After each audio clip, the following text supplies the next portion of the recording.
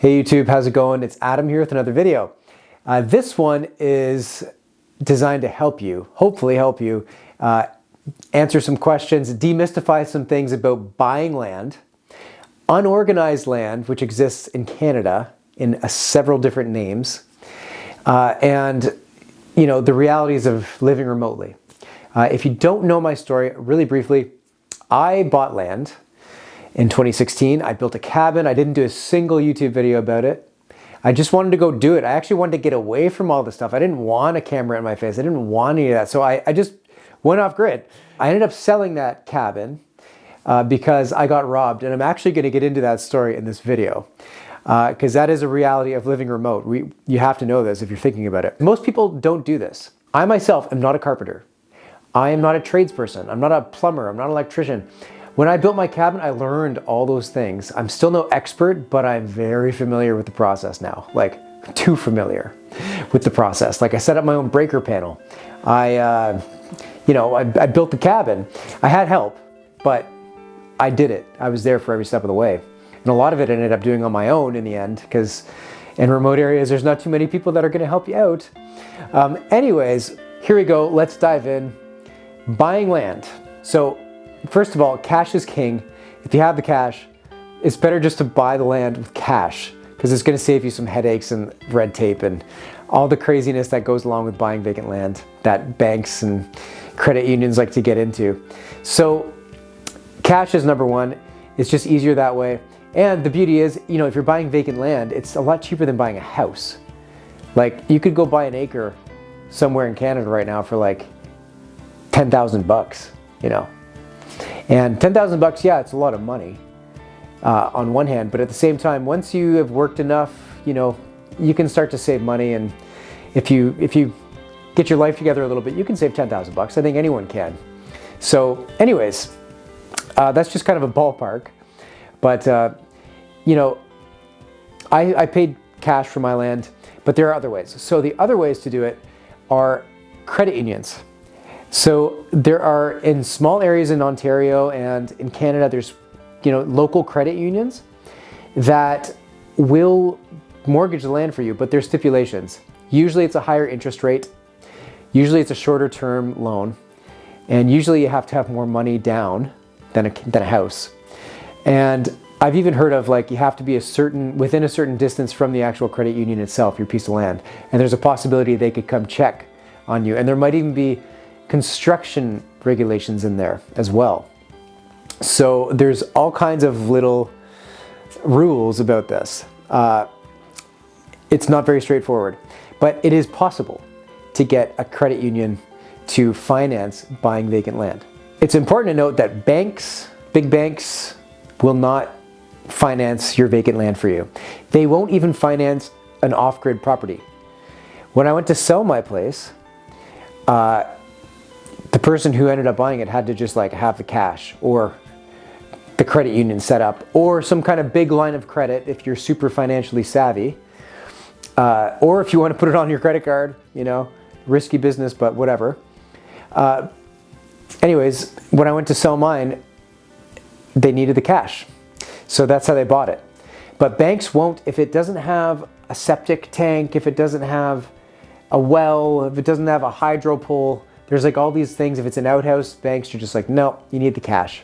So this is why a lot of these properties, other than not having the main services, this is why a lot of these properties are cheaper because you can't get financing for them anyways. So they're harder to buy for, the average person. But banks will not finance vacant land or off-grid properties, as far as I know. Hey, and if I'm wrong on any of these, please just, put it in the comments. Let me know, because I'm talking from a few years ago now. Things may have changed, but I don't think they have. A lot of people who dream about the off-grid lifestyle think unorganized land is the way to go. Unorganized land, unincorporated land, local service district, as they're called out east, or unincorporated. I'm talking Canada here, by the way. US probably has similar lingo. The rest of the world probably has similar lingo to this. But it's called all kinds of different things, but the main two are unorganized or unincorporated. Now, of these townships, in Ontario, there's over 100 of them. Most of them are extremely remote. And the next two are Quebec and Manitoba have a lot as well. BC have things like unincorporated, they use that sort of lingo, and same with Newfoundland. They have outports which people don't have any services. So what is unorganized? Basically, it's simply there is no municipal government. So there's no town council doing anything. It doesn't exist there. And as a result, you don't have any municipal services, including police, and you pay less taxes, basically. You only have to worry about federal, provincial taxes, and you're not paying municipal taxes. So that's how it is. Now you might be thinking, oh, that's sweet. But after 5 years of doing it myself, I was kind of like, oh, you know what, that's money well spent on some municipal services. Yeah, I'd spend money on that. So yeah, lesson learned there. But let's dive into it a bit deeper here. So I'm going off of personal experience now, not in my own cabin, but being around. I've traveled the whole country. Out west, for example, if you're way off the beaten path and if you're far from city centers, they have problems with fires. I'm talking British Columbia here. A lot of people won't insure you if you're out of the fire district, so you're too far from the fire department, which a lot of these unincorporated areas are. So there's that to consider. Yeah, sure, it's great for 3 years, then a fire rips through and you lose everything and you don't get any money for anything. So that's a reality I've heard. Another thing, is the roads don't get repaired by a town council. It's just like out east, for example, in Newfoundland. I love it, and I love these old outport areas. People are fixing the potholes themselves in the road. I'm thinking of one place in particular, Tickle Cove. 31 people live there. And yeah, the road was in rough shape when I was there, and I was like, okay, well, there's no council, so it's just like they have to figure it out on their own on who's going to fix it, how they're going to fix it. But the people out in these areas generally are proud of the fact that they don't have to pay tax to get water from town when they can get it from the ground themselves. This is the attitude. And that is unorganized land living or unincorporated living. You got to do everything yourself, supply your own gas, your own water, your own power often if there's no hydro. You get the idea. So that's the vibe. But the downsides of unorganized living now, this gets interesting. When you get into an area like this, socially it gets weird because these areas are cheaper, they're far away, so it tends to attract, people running from the law, criminals, and they're up to no good. Yet when you're the only people out there, you're kind of forced to deal with them even if you don't want to. You're eventually going to run into them and have to have interactions with people like this. It's happened to me. Not fun. In ordinary life, I would avoid them like the plague. But out in these areas, they hide and they're just around. They might have they might actively be doing crime, or they might have a history of it. Either way, you come across that more often than you'd think out there. Another thing to consider is vigilante justice, okay? There are no cops, there are no local cops. In Ontario, for example, one of the main provinces in Canada, it's the provincial police that look after these small areas. So it takes them a long time to get there if there's a problem. The area I was in wasn't unorganized, but it was one step away from that. It was no zoning bylaw, which I'll talk about in a minute. But you get vigilante justice happening. I've heard horror stories of people having feuds and burning down other people's cabins, and nobody gets charged because it's all hard to prove, but everyone kind of knows this sort of stuff. And the families, the people that are up to no good and stuff, they stick together and they'll stick up for each other. I knew of a guy that was a known poacher in the area I lived in. He had something like, the police raided his freezer and found 30 deer in there.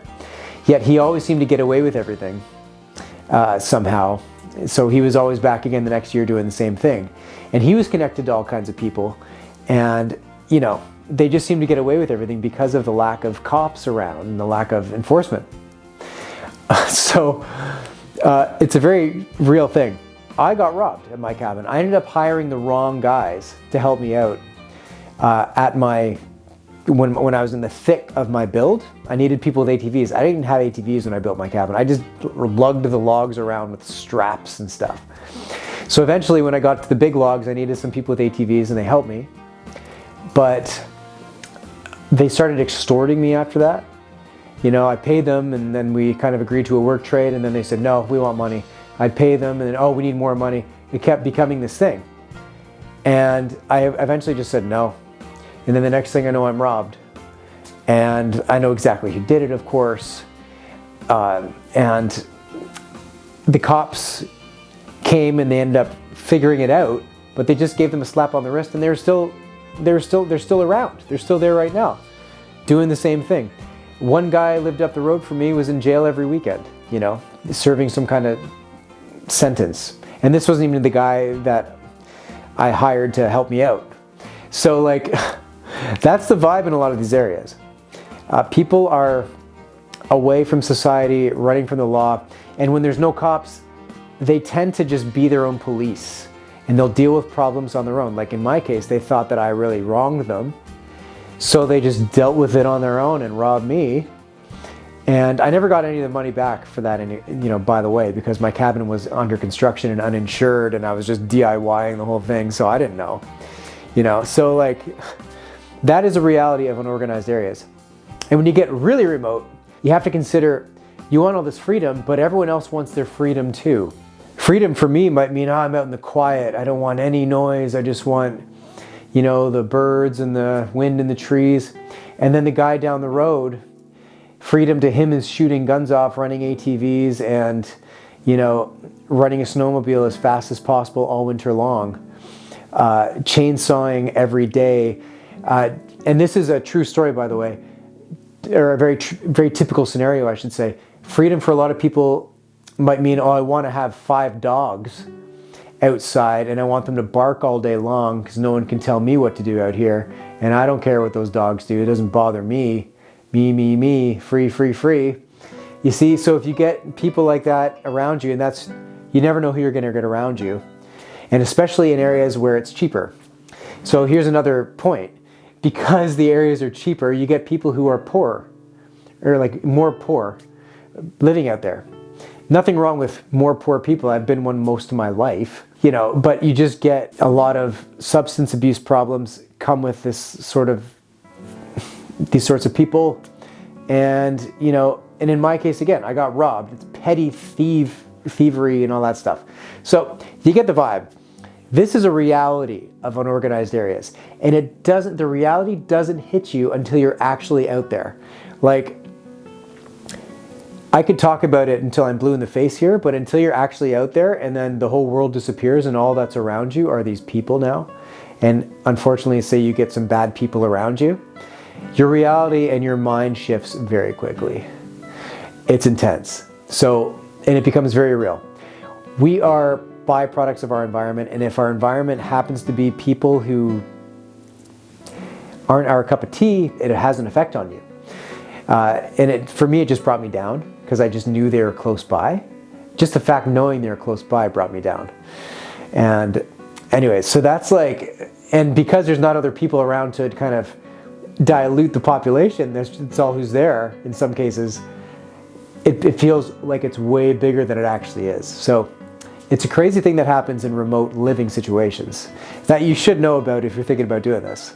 There's a great YouTube channel on this, actually, a guy up in Northern Ontario, Northwestern Ontario. He's talking about people that live in the bush away from society completely, that have been there probably for generations, and it's pretty cool. If I find the video, I'll link it up in the description up here, or up in the video as a little card. I talked about unorganized areas, unincorporated areas. You get the vibe. There's a lot in Canada, but there's also a lot of places that have proper zoning, a lot of townships, municipalities, counties that have proper zoning. So let's say you buy a piece of land and it's zoned rural 1. They're all called different things, varying place to place. So, and then it will give you a list of the things you're allowed to build. Some municipalities, like especially the ones with a lot of money, have crazy strict rules. Like you must have something built within 2 years and it must be this big, and your lawn must be at least this wide from the road, and all these crazy things. It's actually too much. It's craziness. But the best thing to do if you are going to buy land is actually going to the township, talking to the people that work at the township, because there might be all these crazy rules and then they might just be nice and relaxed about it. And just like, just tell us what you want to do. draw it out, follow the plan, and we'll make it work. You know, some of them are great. It just depends on the place. Now, when I built my cabin, it was an organized township, meaning there was a town council, okay? But there was no zoning bylaw. So I was allowed to build a small cabin from the logs on the property legally. And I did it. And you know what? I had a great experience. I learned a lot from the building inspector. He ended up being a really cool guy. And he would come over for basically a smoke break when he was driving around town doing his rounds. He'd come out to me and just check everything out and have a chat. And there was no problems, no pressure. I never felt like I never got bad vibes from him. It was all easy. It was great. And the other nice thing about zoned townships is that everyone's kind of on the same page. Usually they're more expensive. So it's an annoying reality, but I've noticed this everywhere I've gone. If people have more money in the area you're going to, or they spend more on their land and they're more on their house, there's going to be less crime, at least petty stuff. There's going to be less of that vigilante justice stuff going on because people have their stuff together and they're not resorting to things like this. Or they just have better circumstances in life and all that stuff. So you get the point.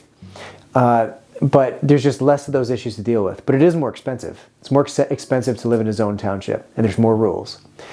But with my cabin, I kind of lucked out. It was no zoning bylaw, but it was an organized township. So I had this kind of nice gray area that I existed in, and nobody gave me any trouble because I did everything legally. I even got a building permit and all that stuff. So it was all good. Basically, I ended up going from like, oh, unorganized townships are the best, are the holy grail, to now I would rather be in a zoned township because I like that people and the local governance looks after things and want things to be a certain way without going too overboard, of course, because I still like to have some leeway and some freedom, of course. But yeah, I ended up switching on that one personally. And just one last note on all this as well, organized, unorganized.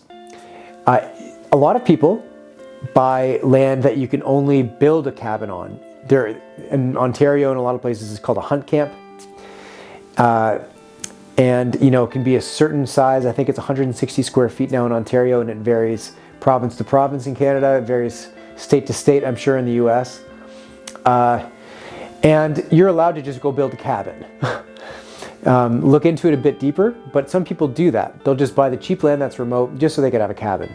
I'm looking for a house, so I want a place that's zoned. Some people, yeah, they just want a cabin, and you can go buy land that's for recreational use only, and they'll have rules for that, which can allow for, you just can't live there full time, but you can still build something there. That's more common than unorganized townships. You just have to be careful with those ones, and that you can actually access the property. So when you're looking to buy land, look all around it and read the fine print, because you want to make sure you can actually drive to it. Some of these properties are on unopened road allowances, which is basically, yeah, there's allowed to be a road in this part of the county, but there's not one yet. It's just forest. So you got to bushwhack to get into the piece of land. Or there's properties that are landlocked. You got to make sure that you have road access or trail access to the property. These are important things, and it seems so obvious, but you'd be surprised. And when you are looking around the map at the property and seeing what's around it, look for industry, signs of industry. Look for neighbors, how close they are, how many there are. Ironically, in the woods, in the country, it is a loud place. There's tractors, there are ATVs, there are skidoos. The people from the city go up there to play out with all their dirt bikes. There's paintball places, there's people shooting guns off. There are gun ranges. There are sawmills. I live near a sawmill, it drove me nuts. There are 2-lane highways everywhere. Try not to be on one of those because they're louder than a road in the city. Because people drive 100 kilometers an hour, 80 miles an hour. And some of those people are transport trucks. And they're jake braking down the hill near you, and it's louder than living in a city. So look around. Don't just zone in on the property. You have to have an idea of what's around you before you buy. if that's important to you. It's important to me, and I'm looking for that all the time. Anyways, folks, I hope this video serves you well on your journey to buying land, or even if you're just curious about this, I hope you learned something. I'm happy to help you out with any questions you might have. Somebody asked me to do this video and I was like, that's a good idea. I wanted to do it from a hot tent on my newly bought land, but that hasn't happened yet. So I did it at my place here in Old Quebec City. Why not? And anyways, folks, have a good day. I will see you at the next one.